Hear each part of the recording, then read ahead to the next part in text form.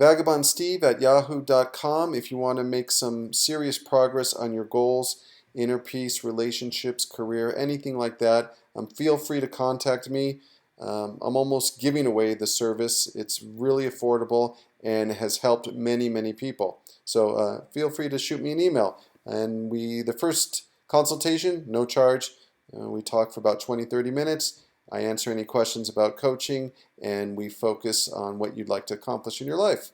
All right, there is one of the biggest challenges and the biggest obstacles people have is this perfectionism. It is such a noose that strangles creativity, strangles motivation, causes us to beat ourselves up, low self-esteem, and just a multiple of negative consequences. And yet we cling to this false idea of perfectionism as it was our life raft, when really it's the weight that sinks us to the bottom. And it's strange, but we don't realize this. It's the imperfection what makes us beautiful. The people that are perfect, when you're going through high school and university, and the people that are, first of all, nobody's perfect, but people that portray that they're perfect on the outside, what do you find is common with them? Well, what I've found is they've lacked depth. And the people that have suffered, the people that have issues that they've had to wrestle with, the people that have had to fight the good fight, who have struggled, those are the people that have the sensitivity and the depth to really make them a complete human being. And so we really need to shift our focus about this whole idea of imperfection. And there's perfection doesn't exist. You look at in the jungle, the lion, the king of the jungle. The king of the jungle has a lot of weaknesses and is far from perfect. It can barely climb trees, and when it does climb a tree, it's very clumsy. It can't run fast like a cheetah. It can only sprint for a short distance, and I think about, 70% of 80% of the time it fails to catch its prey. It does not do well in heat. The list goes on. It requires a lot of food, and on and on. The point is, there's many, many imperfections with the lion, and yet we think of ourselves and we highlight and amplify our imperfections. And if you counterbalance it, for every imperfection we have, there is a positive about it. And I know that's a hard concept for us to grasp, but if we shine the light on what is the payoff and what is the positive thing about my imperfection. If, for example, my one imperfection is I'm very sensitive and I care too much about what other people think of me, and I'm really insecure that way. Well, that weakness is also a strength because it makes you a lot more sensitive to the suffering of other people. You're a lot more empathetic, compassionate, and kind-hearted. Now, the imperfections that we have, it's not eliminating, getting rid of them, avoiding them. It's progressing. It's progress, not perfection. And if we're continuously making progress on the goals that we have and where we want to go in life, that's what is glorious. That's what we should be celebrating, that we're a slightly better version of ourselves today than we were last month or last week. And sometimes we'll take 2 steps forward and 3 steps back, 3 steps forward and 2 steps back. And that's okay. It's part of being human. We are human beings. And what happens, this is really interesting, is we focus on our imperfection as a way to fit in with the social hierarchy. See, we have these reptilian or primitive brains, and as A wolf, a beta wolf or a low level wolf in the social hierarchy needs to learn submissive behaviors in order to not have negative repercussions, consequences. So it learns how to be submissive. It learns how to fit in with that social hierarchy. And as a very young age, we get this identity where we belong in the social hierarchy. If we believe we're alpha, we're here, and we puff out our chests and portray this strong presence. If we're not at that place, then we are weaker and we need to be more submissive. And this negative mental monkey mind or mental talk that we have is only reinforces where we feel we fit in the social hierarchy. And it's, in a way, it sounds crazy, but it's like a protection mechanism. It's this fear of being imperfect, of failing, that our primitive brain is trying to protect us from either being ostracized from the clan or the tribe, or protecting us from danger. So fear, I heard it described that evolution is not very smart in the sense that it doesn't get rid of things we no longer use. It slaps additional things on top of that.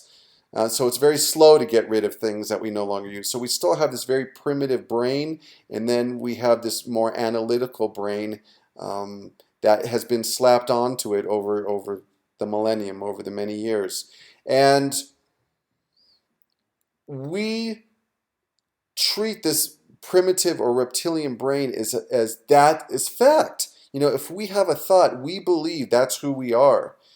And we're so identified with our, what I'll call, and psychologist David Burns calls, thought distortions. These are things that we think as fact and are actually distorted ways of thinking, in a way that is protecting ourselves, but are no longer true, no longer applicable, and only end up holding us back. So how do we get around that? It's moving towards imperfection, celebrating, embracing. It's actually striving for imperfection, striving for failure. And I've talked to people that have social anxiety, struggle, like, guys that have struggled in meeting women. And the way they've overcome it is just by getting rejected, and actually doing that. And so our primitive selves wants us to stay safe and within our comfort zone. And how we break out of that is pushing ourselves not to the extreme, not overextending ourselves, but excuse me, slowly starting to stretch our comfort zone. So, for example, if you're a musician, putting your stuff out to the public, putting your stuff on YouTube, sending your music to people with the hopes of getting rejected. And it changes the mind frame. That fear of rejection, we actually now want to seek it. As Thomas Edison said, when a reporter came to him and said he was trying to invent the light bulb or some invention, and he had failed so many times, and the reporter said to him, "Why are you continuing? You failed like 5,000 times." And Mr. Edison looked at him and said, "That's where you're wrong. I'm 5,000 steps closer to inventing the light bulb," or whatever invention he was working on at the time. And once you start doing this, you start realizing, you seeking failure, seeking rejection. Once you start doing this, you realize it's not this life or death situation that our primitive brain leads us to believe. It actually can be quite exhilarating. And you go, "Oh, I failed, I got rejected. I'm still alive. I still feel okay. Nothing terrible has happened." And you just slowly start strengthening that muscle of rejection, of being kind of immune to rejection. And it doesn't have to trigger this fight, flight, or freeze response. Oh man, and it is so liberating. So actually, it's setting out specific goals. It's setting out something like, every day, I want to get rejected one time, or I want once a week I want to publish some of my work, on a blog or something like that, or I want to approach someone that I think is attractive, and just like getting into ice cold pool, one toe at a time, just slowly start working towards it. And um, the difference between successful people and average people is not necessarily talent. Sure, talent helps, but that's not the determining factor. There's a book called Talent is Overrated. And the thing that really separates people that achieve greatness and the people that just languish in mediocrity or being average is how they deal with their resistance, how they manage their fears. And most of us, um, our fears and our resistance is what wins out, what we obey. Because we're under the misconception or the false belief that you need to have the courage before you act. And when in reality, you get the courage after you act. That which you seek requires action first. We have it all in reverse. We always think I need to feel a certain way in order to act, and that's not the way it works. You act, and then you start gaining confidence, you start gaining courage, and you start changing your internal belief. Your belief system you start chipping away at it, and through action. And successful people that follow their dreams, that rise above the masses, act despite how they feel. So they set out and they do the things that they know that they should be doing, despite if they're motivated, they have the desire to do it, they don't have the desire to do it. It's action trumps everything. Action is what moves you ahead. And it's so easy for that primitive brain, the monkey mind, to use all kinds of rationalizations, excuses to prevent us achieving the things that we want. I'll ask that girl or I'll ask that guy out when I lose a little bit more weight, when I buy more clothes. I'll apply for the job when I have a little bit more experience. I'll start my music after I finish, school, or when I have a little bit more money saved. It's excuse after excuse. And it's the way the primitive brain believes that it's protecting you, when it's in actuality, it's sabotaging you. Yes, maybe thousands of years ago when we lived in tribal times in the jungle and in the forest and things like that, we needed to be in a constant state of fear in order to survive. The monkey in the jungle that is relaxed and chilled out is the one that gets eaten by the lion. And it's a shame that most people, we don't have that deep understanding of how our brain works. We blame ourselves, and without realizing the process and what really is going on, that fear was meant to protect you and now is holding us back.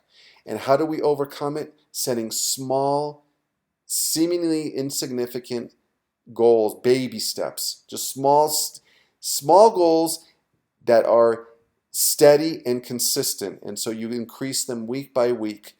And so you don't cause that primitive brain to freak out and go into the flight, fight, or freeze mode. And it's doable.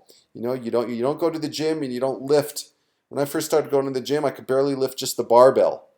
Um, and I remember one musclehead guy came up to me and said, "Hey, do you need me to spot you?"